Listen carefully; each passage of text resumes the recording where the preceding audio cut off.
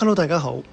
好多帶埋仔女移民嚟英國嘅家長都會發現英國嘅主流教育 mainstream 好似好輕鬆，好少功課咁。但如果發現自己個小朋友學嘢特別快，記性超好，甚至做數快過同齡人好多嘅話，你可能會心諗：咦，我個仔或者我個女會唔會係資優生呢？ Gift and talent。如果係嘅話，咁英國個學校又點樣可以幫到佢哋呢？會唔會好似有啲資優教育學院或者一啲特別班咁嘅嘢呢？今日呢條片，我就同大家拆解一下英國嘅公立教育體制入邊對於呢啲資優生嘅真實支援政策，同埋萬一學校如果加料唔夠嘅話，咁學生同埋家長可以去邊度揾啲外援呢？記得 like 同埋睇埋佢。第一部分，英國個學校點樣定義同埋支援資優生呢？首先，大家要留意一樣嘢，英國其實而家已經好少直接用 gift and talent 呢個字啦，因為教育界覺得咁樣好似有啲標籤化。而家多數學校會用 more able 啊、highly able 啊或者 high achievers 啊呢啲字眼。咁係咪每間學校都會有特定嘅 policy 政策去支援呢一班學生呢？答案就係官方其實係冇統一嘅標準㗎，各間學校都係各自為政。咁有家長可能會問啦，點解揾到嘅都係啲好舊嘅資料呢？其實係因為2010年政府已經取消咗全國統一嘅資優生計劃。咁而家教育局 Department of Education 同埋一啲監管機構 Ofsted 都只係要求學校確保課程有足夠嘅挑戰性。咁所以每間學校點樣去定義啊，點樣幫嘅話，其實係完全係由佢哋自己決定㗎。一般公立學校最常用嘅做法有3種。第一，differentiated learning， 即係差異化嘅教學。咁喺翻原本個班度，老師就會俾深啲難啲嘅題目嗰啲學生去做。咁有啲英國嘅老師會叫 teaching to the top。第二種 setting， 即係分班啦。咁去到中學，通常都會英文、數學、科學呢啲科目就會按能力分開 set 1、set 2。咁 set 1嘅進度咧就會快好多嘅。第三種就係 enrichment activities， 即係一啲拓展嘅活動啦，例如搞一啲課外活動嘅數學競賽啊、辯論隊啊，或者推薦去考一啲學術嘅獎學金啊咁樣。第二部分。咁唔知學校有冇政策，應該問邊個呢？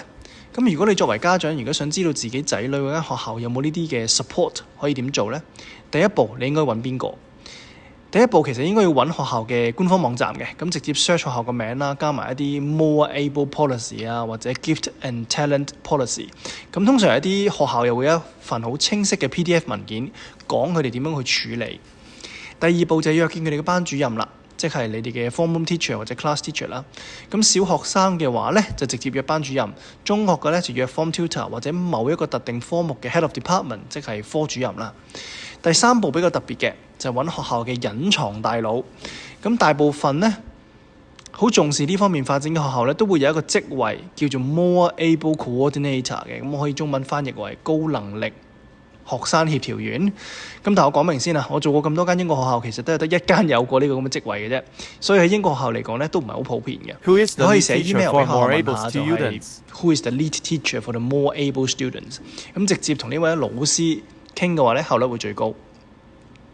第三部分，點樣證明仔女係資優咧？又或者有啲冇官方嘅測試？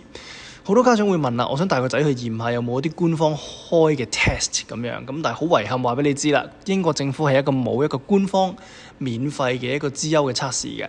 咁學校一般都係透過啲平時嘅評估，例如你可能會聽過 Year 7考嘅 Catch 4啦嘅分數，又或者老師嘅日常觀察去決定嗰個學生係咪 more able 咁樣。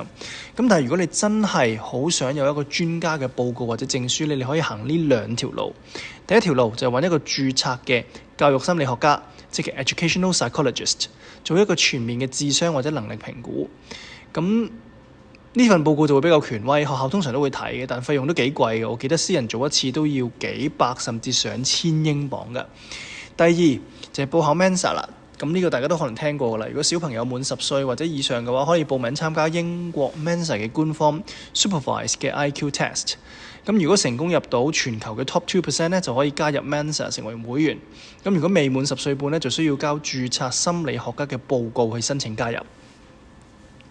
第4部分，學校嘅外援啦。咁有咩校外嘅機構可以幫到手呢？萬一你覺得學校嘅 support 實在係太 hea 唔夠飽嘅話，咁喺公立學校體制之外咧，英國有啲咩民間或者慈善機構可以幫到家長呢？呢度我推薦2個比較出名嘅。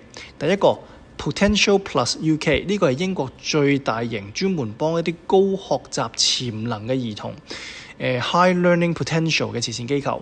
咁佢哋網站有好多免費嘅資源㗎，一啲特製嘅問卷，家長可以自己幫小朋友做一個初步嘅評估。加入佢哋嘅會員之後呢，佢哋仲會提供一啲專業嘅諮詢工作坊，同埋幫你同學校去爭取一啲權益㗎。第二種係 The National Association for Able Students in Education， 簡稱就係 NACE。呢個機構主要係同學校合作嘅。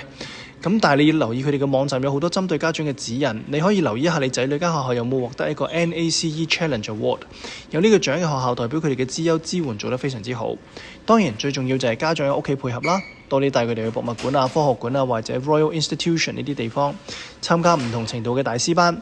咁總結一句，喺英國資優教育唔係倒模咁逼出嚟㗎，而係睇家長同學校點樣去配合，俾空間小朋友去自己發揮。你間學校嘅支援做成點呢？